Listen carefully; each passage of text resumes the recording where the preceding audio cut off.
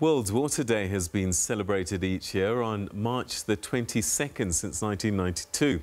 This day focuses on the importance of fresh water and presses for the sustainable management of freshwater resources. Besides, the day is aimed at raising awareness about 2.2 billion people living without access to safe water resources globally. According to the United Nations, global water demand is likely to rise by over 50% by 2040. The UN says that the theme of World Water Day 2021 is valuing water and has been chosen to highlight the value of water in our daily lives. It says that the value of water is about much more than its price. The world says that water has enormous and complex value for our households, food, culture, health, education, economics, and the integrity of our natural environment. It also warns that if we overlook any of these values, we risk mismanaging this finite, irreplaceable resource. The impact of climate change on people's water supplies is being overlooked, and that's the warning from an international non-governmental organization, WaterAid. The NGO says that ignoring water supply is threatening to put progress on bringing clean water to all back decades unless urgent action is taken to help the world's poorest communities adjust to changing weather patterns. WaterAid's latest report, Turn the Tide, the state of the world's water in 2021, shows just how people are losing access to clean water as longer droughts dry up springs, seawater infiltrates groundwater supplies, and landslides take out water pumps. A little earlier, I spoke to WaterAid's Regional Communications Manager for Southern Africa, Maureen Nkandu, about the importance of observing World Water Day. Maureen Nkandu, thanks very much indeed for joining us. Welcome to the program. Today is a very important day for the world, World Water Day, and you have a report that's come out, and I just wonder what's in there. What does it tell us? Yes, good evening, Peter. Thank you for hosting WaterAid. There are a number of significant aspects which we really ought to pay attention to in this report. For starters, 5% of total global climate funding is spent on helping countries adapt their changing climate, because we are trying to link the aspect of climate change to access to water and sanitation.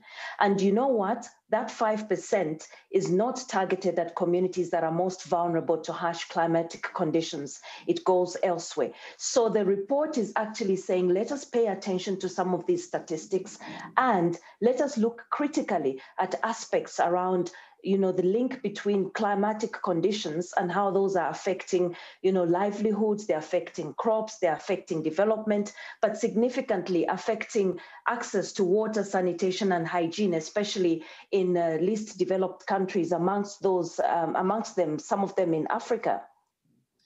Let's look at Southern Africa, the region that you're responsible for. What are some of the things that are happening on the ground? And is it partly policy issues that we find ourselves in the situation that we are? Yes, there are various factors. There are policy issues, poor policies, bad planning, lack of prioritization of what we call WASH, water, sanitation, and hygiene in national budgets. But there are also external factors, like we're saying climate change is an issue. Recently, we had Cyclone Eloise, which affected a number of countries in the region where WaterAid works, in Eswatini, in Madagascar, and in Mozambique. And people were actually cut off. Look at people who have to walk long distances for them to be able to access water because they don't have running water within their households, within their premises. Roads were cut off, crops were washed away, houses were washed down. So the climatic aspects are very important. Then there's the issue of where do our budgets go when we look at aspects of water and climate change. We're in the COVID-19 pandemic, and one of the biggest core that we're telling our communities is wash your hands for 20 seconds with water, clean running water. But when you look at it realistically, how many of our communities, especially in informal settlements, even here in South Africa, have got access to clean running water? So you would think that making access to water a priority is something very important. One of the things that WaterAid has been saying is, where do you place WASH in your ministries? We are demanding that governments have a ministry that is dedicated to water sanitation and hygiene, but also look critically at the provision of those aspects in healthcare facilities, in schools, and indeed in homes. But also, it's not just a government issue.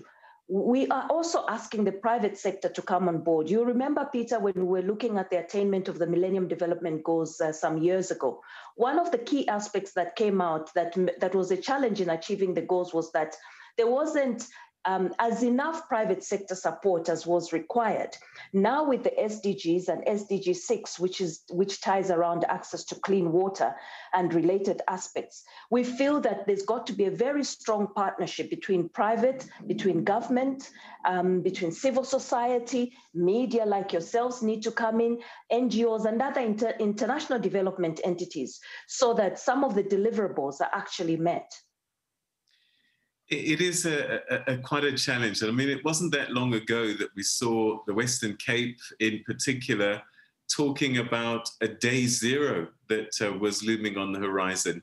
A lot of people got scared and there was a huge change in behavior.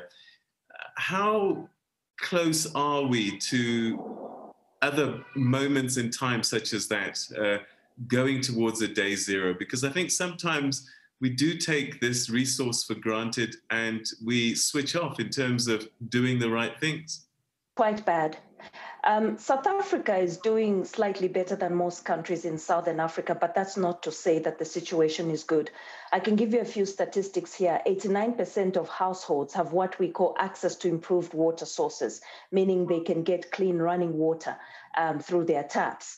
But when you look at those statistics really deeper, 46% of households have piped water running through pipes, but 12% or just over 12% use communal taps. So they have to share these facilities with others. And there's still a percentage, especially in rural areas, that has to collect water from streams and rivers.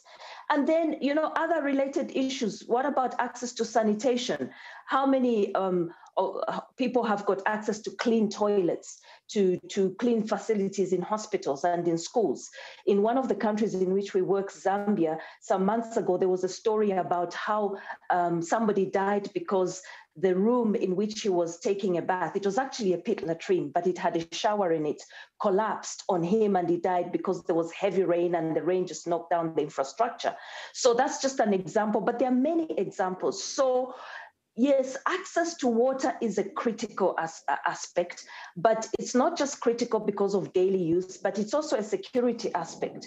One of the things that we tried to do during the height of the pandemic in March last year and following months was to work with municipalities to ensure that water supply was not cut off, because it was an important aspect for communities to thrive, to survive, to stay healthy.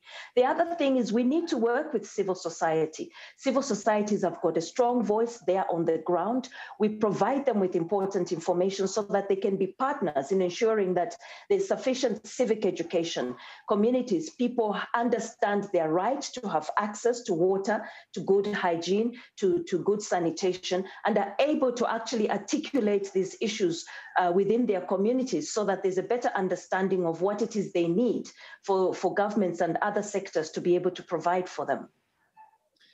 Yeah, I mean, you touched on a few issues which I've seen myself, particularly when I traveled around countries like Zimbabwe, for example, where water sometimes gets switched off.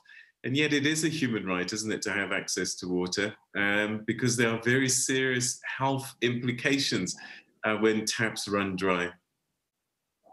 No, that's right. It is a human right. And I think our societies, our communities need to understand that they need to demand to have access to water, which is why I'm saying that we have tried as much as possible to work in partnership with municipalities in what we call sector strengthening to see where WaterAid can provide the necessary support in terms of capacity building, looking at where other supporters and donors can come in terms of funding to ensure that supplies are not cut off. In a country like South Africa, you'd want to talk about business.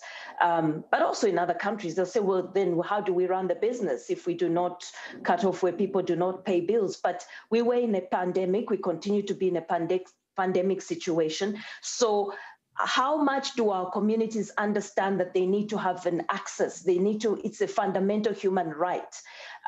It's just as much a right as the disabled, as much as equity in our communities to have access to these facilities. So it's not only the provision of water supply or ensuring that we've got good hygiene and sanitation in schools and in hospitals, but also ensuring that, there's equity. People who need these services are able to access them. What about women? What about the handicapped and the disabled? Women bear the biggest brunt because in most instances, especially in remote and rural areas, they have to travel long distances for them to be able to access this commodity.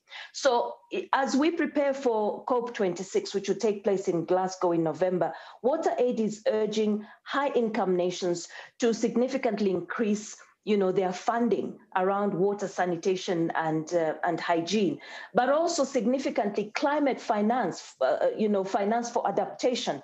This includes fulfilling their previous commitments, given that they would provide half of the total of climate adaptation finance to vulnerable communities to help these communities to cope with the harsh reality of living with climate change. When you do not have sufficient rainfall, due to lack of rain because of climate conditions, it means that crops are affected. It means that food supplies are limited.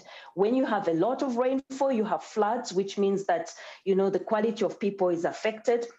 Houses are washed away. There are even deaths. They're vulnerable to diseases. So clearly, there's a need there to put this aspect of climate finance on the spotlight and make sustainable critical commitments to ensure that communities that are most vulnerable and need this support are assisted. You mentioned earlier that you do quite a lot of work with municipalities. One of the things that I see quite often as well are leaking pipes. And I suppose a lot of investment must be put into infrastructure and maintenance. That's right. So, for instance, here in South Africa, we've got projects in Gauteng province and in Vhembe district in Limpopo, where we've been installing hand washing facilities in communities, especially in formal settlements. In schools in Limpopo, we've installed these facilities in 5 schools, as well as in public places like markets and so on. But it's not just installing these facilities like water tanks and hand washing basins and then going. So we work with the community so that there's ownership. So that ownership means that the community is empowered. We've done some training around, some of the community champions who can then cascade information around how to manage the facilities so that they know that they own these facilities. But not only that, we also have important hygiene messages around, staying safe, empowering communities to understand that alongside them having access to this water supply, they also need to practice certain hygiene behaviors for them to be safe. Climate change is really the focus, I guess, of this year's World Water Day. But Africa generally isn't the major contributor to the climate change issues, and yet we suffered the most. So how do we balance the books, as it were? Because we suffer, and yet our carbon footprint isn't the one that's causing the global issue. That's exactly the point, Peter, and that is one of the things that is highlighted in the report. I might have said this earlier, that 5% of total global climate funding is spent on helping countries adapt to their climate, their changing climate. And that money is not targeted at communities that are most vulnerable. And those communities are the ones that actually contribute least to those climate change aspects. So that's where organizations such as ours, with civil society, like-minded institutions in the WASH sector, start, advocacy calls and start, certain policy asks that we need to look critically at how to support some of these countries that are most vulnerable, because they're the ones that contribute least. By that, we mean that there ought to be more resources to help mitigate some of these aspects in a number of countries, and most of these countries are in Africa. Maureen Nkandu, Communications Manager for Southern Africa at WaterAid. Thank you so much indeed for joining us. Thanks for your time. Thank you very much, Peter. Thank you for having us.